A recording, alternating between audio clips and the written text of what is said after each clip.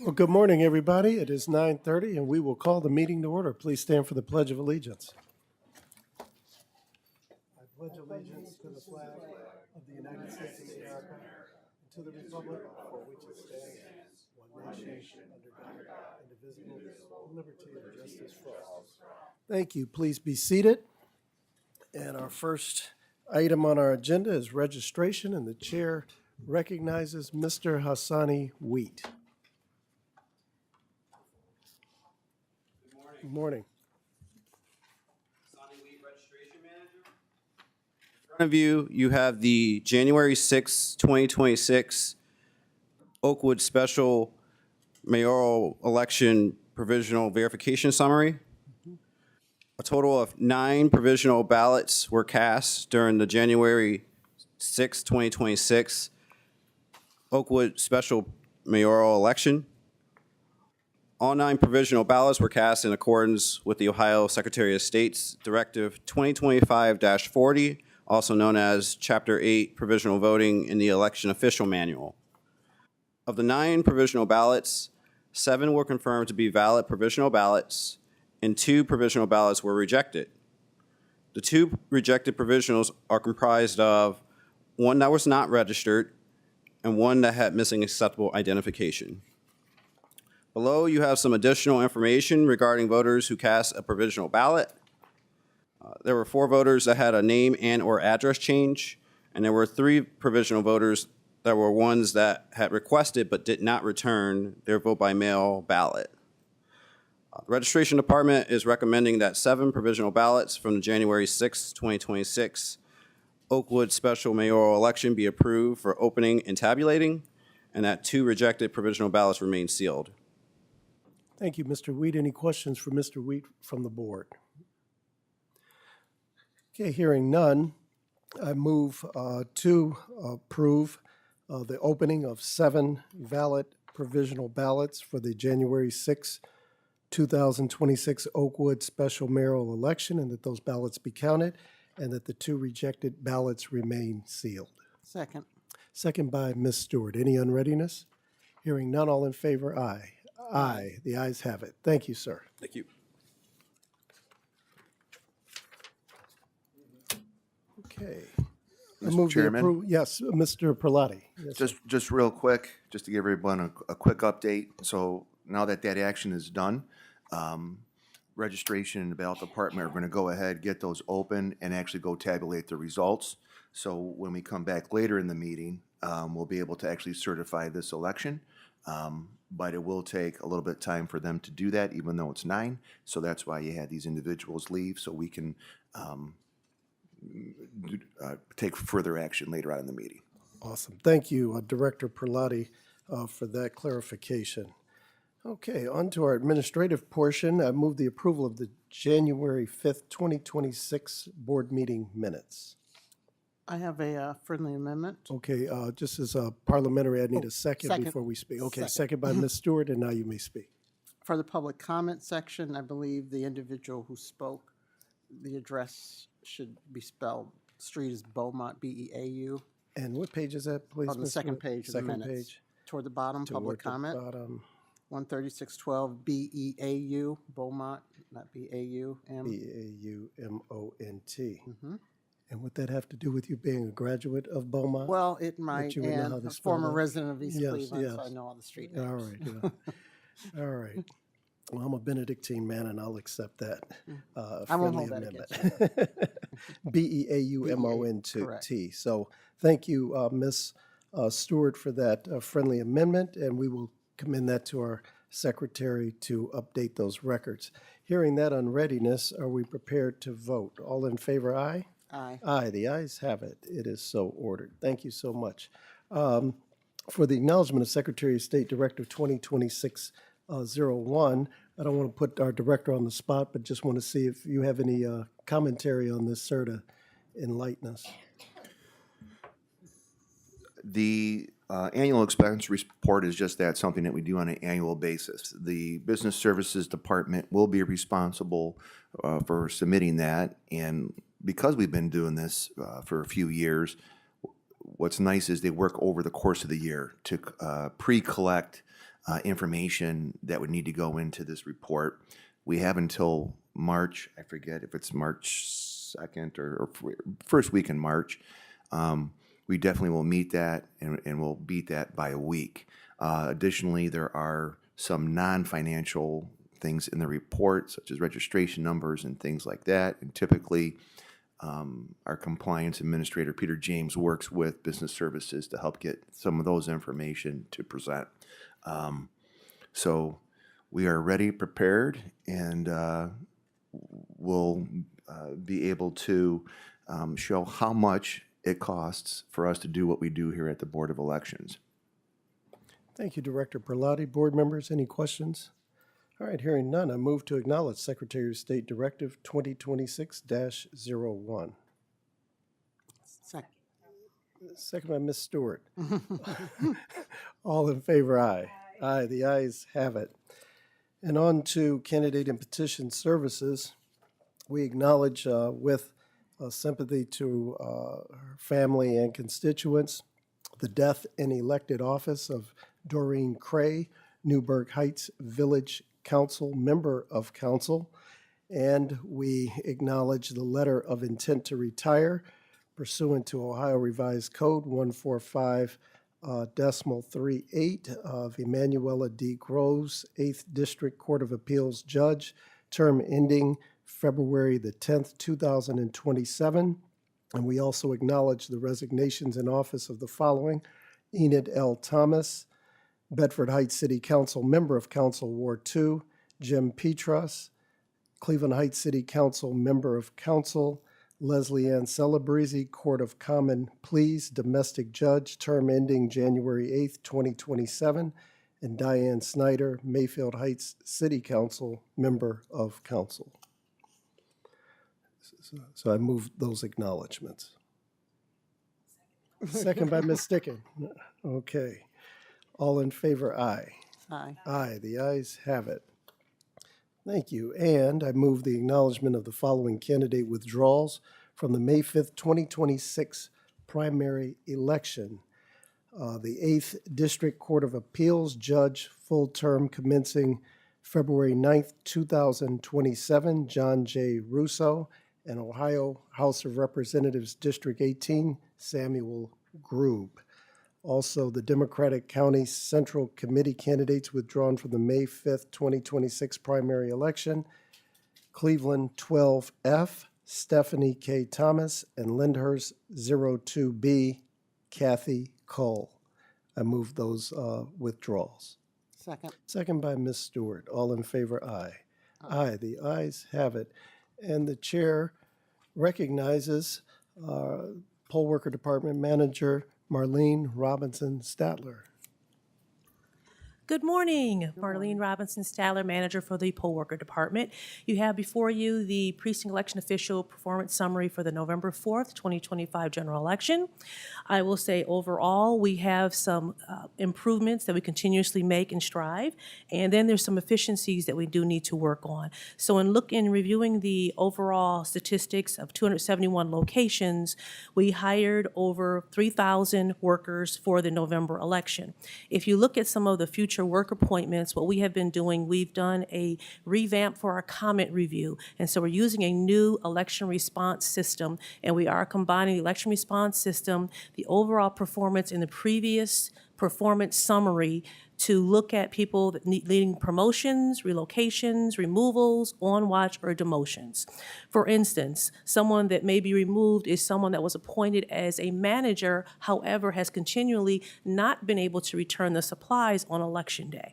We have other workers who are on watch. Maybe there was something as far as an education on how to complete properly the provisional envelope and needs a re-education. So there is a possibility that if you're on watch, that could be removed and you could be put in a different position. But we are looking more deeply into combining all the election response tickets from their issue tracker program, along with the things that happened in the previous elections, to quantify whether or not your position is the right position for you, I will say at this time. So, and then looking at that, the opening and closing of the Elections, we've been doing very well, receive 100%, and some of that could be accredited to the fact that we do have some secondary measures as far as with the oath of office. Not only is there a paper copy of the oath of office, in our electronic poll book, there's an electronic oath of office, so we kind of capture that in two ways.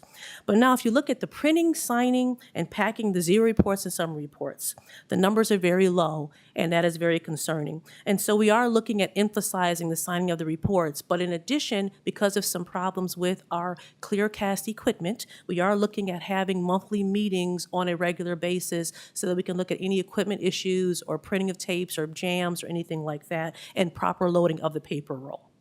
Then as you move on to the next page, some of the opening and closing of the machines has been consistent. The self-reporting of problems is very consistent. And then the handling of provisional ballots. We've improved in some areas, but we still question the reason that things are missed, as such as no signature, missing date of birth, which is those 6 fields that we've highlighted in yellow. We do know that this year a new provisional envelope is being introduced, so we are working on a robust training around that new envelope once we have it. In addition, those locations that were noted as having some concerns with completing the provisional envelope will need to complete a micro course for the members working at that location prior to them being placed at that location, so that we know that they've had extra training on provisional and provisional process. So properly taping the EPB slips, that goes with the provisional process. And then reconciliations, 98% completed the proper reconciliations after the polls close. Then the last page where we generally focus on our categories and our performance ratings. If you look overall comparing from November 2023, November 2024, November 2025, most things have been consistent except where you see the areas of properly signing all voting machine tapes that has significantly declined, the reason why we are going to emphasize that. But most of the other areas have remained consistent.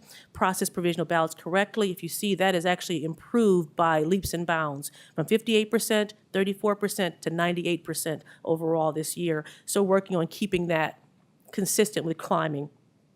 Then if you look at some of our next steps in order for us to achieve the goals that we have for 2026 in our May and our November elections, we are revamping the election official training manual, so there'll be a new manual coming out soon. We're offering multiple training methods, in-person and online sessions. We're having open houses very successful here at 1803 Superior that we had last year, so we're revamping that and including some new things. We'll have a management course, ballot scanner and ADA ballot device practice, emphasizing again signing of those voting machine tapes, practicing with the new provisional envelope and the process and procedures, electronic poll book practice. We'll have the supply bag demonstration, especially because at the end of the night, people are weary, and we know sometimes packing the supplies doesn't happen in the manner that we would want to make it more efficient for us at the warehouse. And then we are also going to go over our training videos. Then we also work in collaboration with several other departments. We're identifying some additional knowledge-based information for our election response team and our election response program. Then we are going to maintain our monthly meetings with Clear Ballot to discuss and diagnose any equipment concerns that we have prior to the election so we can make all parties aware on all levels. We are going to provide election official training to all departments within both BOE, both the management and the staff, so that we can make sure we're consistent and we're all consistent in our messages and how we're utilizing the tools. And then we have been participating in the Secretary of State virtual trainings, including the ADA training, although may not directly impacting us as far as identifying locations, it does help us with the training and identifying different concerns. And we're having focus groups in addition. Thank you, Ms. Statler. Any, or should I say Dr. Statler, any comments from the board? And maybe for you or for Director Perlotti, are we still marrying poll worker training to voter education? Because, you know, I've always said that you need to have a lot of these processes, Mr. West, that if you have knowledge on both sides of the table with the voters, then that helps alleviate some of the issues with poll workers. So do you see opportunities where these two can pair up? Definitely do. And you're right, because we build it, we get it there, but the voter has a big responsibility to not only participate, but do some self-education and go to our education that we provide. So one thing that we will be doing definitely with Senate Bill 293 and how that changes things with provisional process and the notices that we'll be sending out. we will be doing some little things. We'll be focusing a lot on that in voter education and pushing things out with in-person and different social media and things like that. And then what that helps to do is we can get everyone's attention talking about the provisional process and the changes, and then bring in other pieces with it, again, reminding about identification and all those types of things. So we definitely will, because there's also the other piece of when a vote by mail ballot must be returned, the new deadline for that. So we have these items where we definitely need to do that. And you're correct. The more educated electorate that we have, easier it is for them to participate. Also, as a side, when we were at conference last week, I was approached by an individual who has access to a lot of different community groups, who wants to know how we can work with them to educate them actually on some of the things that we would push out, and then get them to a point where there's certain things that we're comfortable with, and they can then use their resources also, sometimes with us, sometimes to go solo to push out some of this information. So kind of look forward to diving into that a little bit too, continue to use our partners to help get this message, because again, I've said this before, sometimes people get tired of seeing me, listening to me, but when they hear it from someone else who maybe is a more familiar face or whatever it may be, they will listen to that. Same thing, different person, and they go, okay, there you go, that's gospel, I take it. Right. Thank you. In Director addition, Blunt. Chairman Curtis, in addition to that, along that same vein, we feel that we are the best educators for people that we know, because we have a relationship. And so we are working on internal and external education for the entire voting process, because if you're talking to someone possibly at the church, you're talking to someone in the community, then you also have the knowledge and everything. So we're working internally to make sure all the departments have the information too. And that's great that everybody's going to be trained. So, yeah, excellent. Okay. Any other information that you want to share or questions from the board? All right, good report, and I'm very glad to see the process provisional ballots has moved up. Mr. Perlotti, I thought I saw you. This is like an auction. If you move, you get There called. you go. Not for this November report, but if we can proceed with that, but after that, I actually wanted to talk about the January 6th election and potentially that poll worker performance report. So that's Sure, and as I was saying, I was glad to see the process provisional was Yes. way up. Yes. That's excellent. Thank you. That's very Yes. important. Thank you. Thank you. Good work. All right. I move to acknowledge the precinct election official performance review for the November 4th, 2025 general election. Second by Ms. Sticken. All in favor, aye. The ayes have it. Thank you very much. And I will turn to the director, deputy director, to give us some updates and to share any information that you need to at this time. sure. So before doing that, the poll worker performance report that would be for January 6th, wanted to see if actually I can kind of just together with Dr. Statler verbalize it now, because it's a unique thing. It's in order. Please do. All right. So for the January 6th election, we had our permanent staff work. So that's where it's a little bit different than having all the poll workers come in. Now, we did hire the VLM and the VLD because we wanted them to actually run the poll place, and we were going to be the PEOs, the poll workers doing the work. Wanted to see, we don't get much of an opportunity to get out and work the polls and see the polls on election day, because usually we got a couple other things going on. So with that, we did staff it, including myself, Deputy Director Gallagher, handing out ballots and working the tables and things. And it was a great experience, because these things that you think in a classroom environment, this makes sense, this was easy, you see, yep, we were correct there, not so much there, or maybe this needs to be mislabeled or whatever it is to get it across. So it was a great experience in doing that. With that, though, because we were working it, and I take pride in what we do, all of our numbers were good. We opened on time. We correctly reported any issues that needed to be happen. We had the oath of office. We correctly processed all provisionals and had all those tapes and all the other things that we needed to do, the ballot accounting at the end of the night and all those items. So we can come back at a future meeting and give a more official presentation, or if we would be able to take it today, with a verbal presentation, however the board wants, we'll do whatever it is, but there's not much because, again, we did it, and you don't have all the charts, and although Marlene might say the part where people get demoted, reassigned, that I might be primed for one of those things.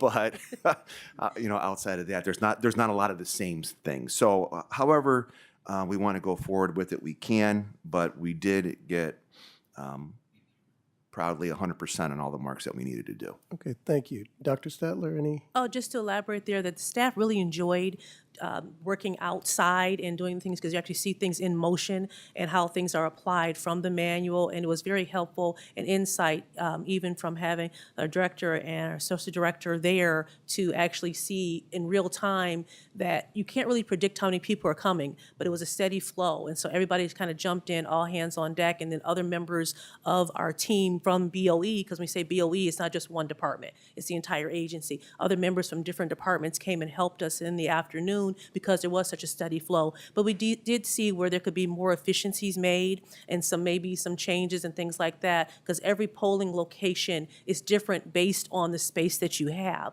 And so sometimes even entrances and where machines are placed, and trying to make sure that we are mindful of our ADA community and so forth, that we did find there's some things that we could look at internally. Okay, thank you. Board members, any questions for Dr. Statler, Director? All right. I will move to accept the poll worker performance review for the January the 6th, 2026 election as provided for us at this meeting. I second. Second by Ms. Stewart. All in favor, aye. The ayes have it. Thank you. Thank you. Thank you, Director, and the floor is yours. Okay, I'm actually going to pass it off to Deputy Director Calgar, who can give an update on a couple of the building items that are going on this week, some things that happened yesterday unexpectedly, and I'm sorry, they're unexpected. and we'll kind of go from there. This building never takes a holiday, right?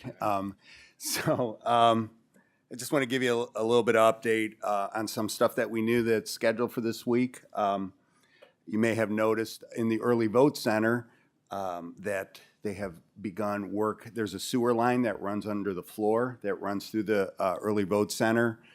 That sewer line over the years had settled some and caused some backups in the bathrooms right outside the early vote center. This was an issue that we became aware of around early voting time, and worked with the landlord for them to perform this work now. So what they're actually doing is they're going to cut open the floor and put a brand new sewer line running through there. We asked that they would perform this work in January so that the work will be completed and ready. The room will be available for our poll worker training that will be occurring within that room, as well as it being in place well ahead of the May primary election. Yesterday, custodial staff called in and informed us that a water line on the second floor of the garage became frozen and burst. That leakage in the temperatures that we had left several hundred square feet of frozen water on the deck of the second floor of the parking garage, as well as a very artistic ice sculpture as the water line was spraying, I don't know for how many hours. Actually, could even, if we want to share it, there you go. So, our first concern was for the Agilis machine that's in the conditioned space underneath it. We went inside. We did find some water on the floor. Fortunately, it was in the area that we had already moved the ballot scanning or the ballot sorting equipment away from. So we made sure that the temporary tents that we have above the Agilises are correctly in place so that the equipment can be protected. We look forward to continuing to work with the county as they have promised to be able to move the vote-by-mail equipment out of that garage space. We're looking forward to getting that done as soon as possible. And I think the events over this weekend just reemphasize the fact that that decision is the right decision, and we need to move ahead as soon as possible to get that completed. And then finally, the third item is, although from when we moved in, our BOE space was secure with locks on our general area, as well as every place that had ballots or voting equipment. All of that had the Democrat and Republican required locks in place. However, there was a third tier of just general office door locks and things like that that hadn't been completed at that time. And we've been informed by the landlord that those locks will be, the final installation of those locks will be completed this week. So we look forward to that occurring as well. So I think that's a good overall view. And again, we're continuing to work with the landlord to work on a building that hasn't had a lot of use in the last 20 years, and we're experiencing some growing pains, but we're trying to be positive with it, but really looking forward to the landlord getting these things completed so that we can not have to bring it up and keep our board informed as well with it. Thank you, Deputy Director. Any questions for our Deputy Director from the board? All right, thank you, Director. Just one operational election administration piece. The Secretary of State's office did publish a new directive last Friday that we'll acknowledge at our next meeting, but it gives us some of the necessary forms that we have been waiting on regarding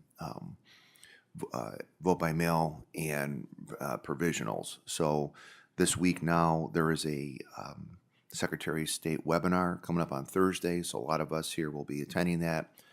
Like anything, you read the directive, and a lot of it's clear, and then there's those things that need clarity. So hopefully we'll get some of that. In the meantime, now we'll start working on procuring the actual physical forms themselves, updating the website, things like that, and then dive into the poll worker training piece, because that's one of the first things that we need to get figured out. And then that leads into our educational plan. So that is, we will be diligently working towards that this week and next to get those things squared away so we can go on to next steps regarding that, that bill. Okay. Thank you, Director Pilati. Any questions for our director? All right, hearing none, the chair has received a request for public comment, and the chair recognizes and invites to the podium Terry McGrady. Mr. McGrady, if you'd come forth, please.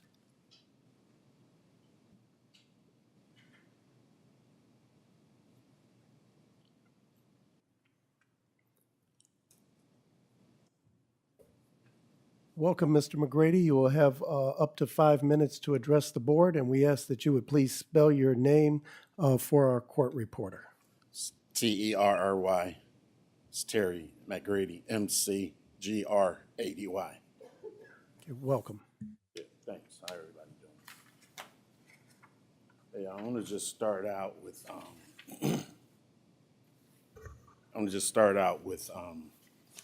last week I came down here to fill out my candidacy papers, and found out at that time that I was told that I was a Republican, that I had requested a Republican ballot back in the primary of 2024, and I voted Whitney Young. My ward is 1, and I'm in precinct M. And I did a lot of soul searching, look back, talk with, I think, the assistant manager, Corey, over here. And subsequently, I talked with Skip here. And I just can't understand how that happened. But here's what I would request from the board, and I've talked to them. It just seems like there's some checks and balances that they explained to me, and that I've been voting I mean, basically my whole adult life. And I've never voted or asked for a Republican ballot, that to my recollection. But they were explaining to me that there's some, like I said, some checks and balances, and that one was given to me. And my whole thing here is I would like to see that ballot. I don't know if that's possible, but I would like to see that ballot. But my my primary concern here is my candidacy and the voters that I've spoken with in my precinct and my ward. And I don't think it's about it's my being told that my name, access to the ballot. We'll just keep it real simple. Access to the ballot. From basing this on 2024, the primary, I'm not going to have access to the ballot for which I had wanted to fill out for a Democratic to participate in this primary coming up here. And then we do have a hard date of February 4th. I do have some of the ballot, the people there, but I'm just at a loss for this, and I just wish somebody here could do a little better explaining to me how this happened. And when I say how this happened, they're saying that I requested a Republican ballot and that they have the information that said that proves that I was given a Republican ballot. I have no recollection of that. And from my experience, if I had received that ballot, I remember vividly that there was a candidate on there that I did go to vote, that I wanted to vote for, and it was a Democratic candidate in that primary. And when I looked at the primary, I think Corey gave me a copy of the candidates that was in that primary, and it was on the Republican side. And I'm like 99.9% sure, had I received that ballot, I would have did something. I would not have just scanned it. I would have went back and said, hey, because I wouldn't have seen the candidate on that ballot that I had initially went there to vote for. And I just, I'm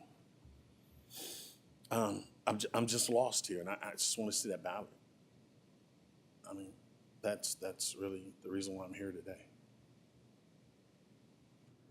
Okay, thank you, Mr. McGrady, and you've been in contact with our staff, and I'm sure that those communications can continue. Thank you for your time here today. You're saying continuing? I mean, as you need to speak with our staff. I think they told me pretty They did, much okay. it is what it is, and that I won't, my name will not appear on the ballot Okay, because of the May the 2024. 2024. And see, I did want to say, you know, what's at risk here is that, you know, it's not me per se, the candidate. It's my inability to represent the people that I got on the ballot. They're being disenfranchised because the things that we've talked about over the years, because I'm kind of active in my community, and now I'm basically disqualified. So my question is today, is this gonna be where I'm at? Should I stop doing what I'm doing, or where are we at with this, the resolution? Or because, you know, we do have a January 4th deadline by 4 p.m. Right. And today is the 20th, January 20th. Yeah, we got less than 2 weeks. Right. And then even if I were, just say we hit saying hypothetical, you know, there's things that you could turn it in. It could be anything. It could be something wrong with just those things. And I'm just wondering where are we? I think we should just speak with staff after. Well, that's what I'm saying. And your time's Okay. expired. We thank you. Okay. During public comment, that's your time to talk to us. We don't return. Got you. I And got you. we thank you. All right. All right. The chair has received a request for executive session, and the chair recognizes Mr. Mark Musson. Thank you, Mr. Chairman. Yes, I request that the board adopt a motion by roll call vote under section 121.11G3 to conference with an attorney for the board about a pending or imminent court action. Okay, sir, that is in order, and I move that we do go into executive session based on the information that Mr. Musson provided pursuant to our bylaws. We must do that by roll call vote. Ms. Stewart? Ms. Sticken? Yes. Mr. Curtis? Yes.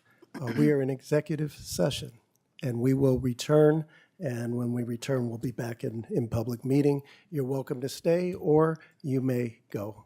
Thank you.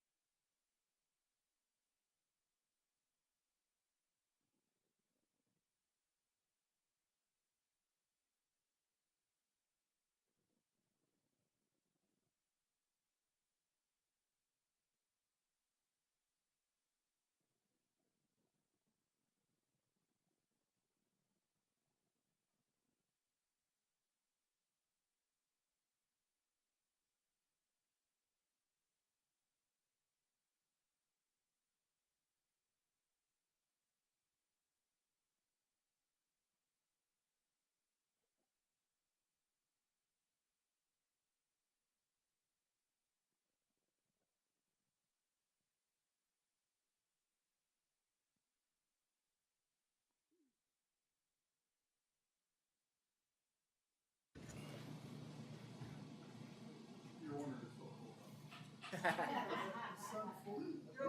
and I got on my car, like, he's sometimes not so bad in the wind low. It's still free control. You don't look old at all. In fact, I thought you didn't put on your phone. Risk. You have to go back.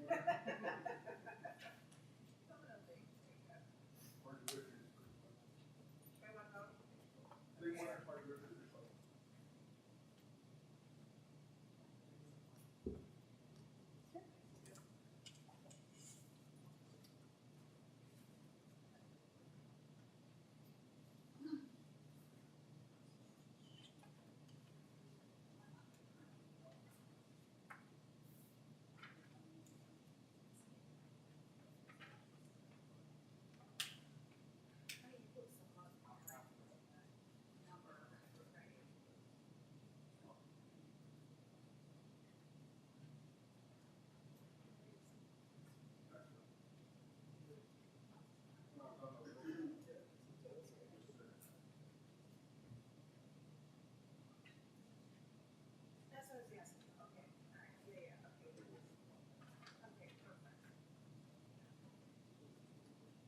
Okay, all right, yeah, okay. Okay, perfect. You went that way. I follow.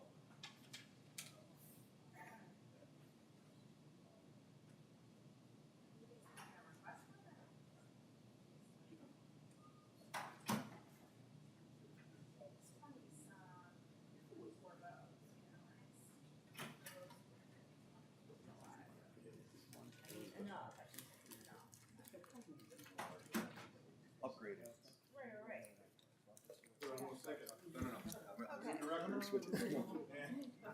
Yeah, go ahead, sit. He's doesn't want to be director today.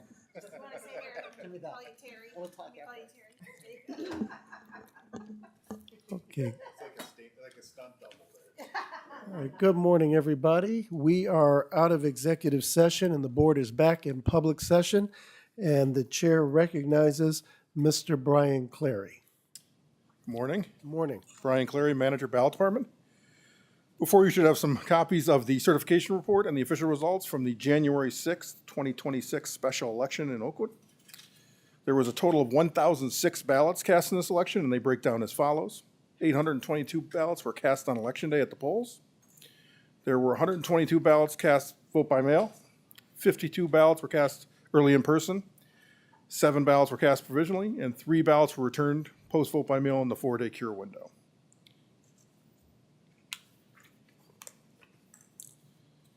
Moving on to the absentee early in person summary. There was a total of 189 ballots issued during that period, during the early vote by mail and early in person voting periods. Of those ballots, 177 or 85.25% were returned and counted by the ballot department. There were 5 challenge or late vote by mail early in person ballots, resulting in a 2.75% challenge rate.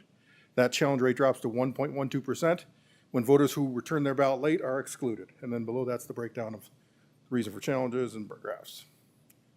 Moving on to the provisional voting summary, there were a total of 9 provisional ballots that were cast during this election. Of those ballots, 7 or 77.78% were valid and tabulated by the ballot department. There were 2 invalid provisional ballots, resulting in a 22.22% rejection rate. That rejection rate drops down to 12.5% when you exclude voters who were not registered or who already voted a vote by mail ballot. And then below that, you have a breakdown of the 2 rejections. There were 5 precincts in this election. Voter history is being prepared. Ballot reconciliation is ongoing. There are no automatic recounts for this election. The requested recount deadline will be Monday, January 26th at 4 p.m. The post-election will be conducted upon completion. If there are no recounts, it will begin Wednesday, January 26th at 9:30 p.m. or a.m. Excuse me, p.m. would be lawfully late. If there are no requested recounts, and that's all we have. There is no voter history. There is no history because we've never had a like election like this one to compare it to. There's no historical data for this one. Thank you, Mr. Clary. Members of the board, any questions for Mr. Clary? Thank you. Okay, thank you. All right, having the report before us, I move the certification of the results from the January 6, 2026 Oakwood Village Special Mayoral Election. I'll second you. Second by Ms. Sticken. Any unreadiness? All in favor, aye? Aye. The ayes have it. Mr. Clary, any other business? That's it. Thank you. Conduct, all right. Director, Deputy Director, any other business? Okay, well then, there being no other business before us, and with this election being certified, I move that the board adjourn. Second by Ms. Sticken. All in favor, aye. Aye. The ayes have it. Thank you. Thank you.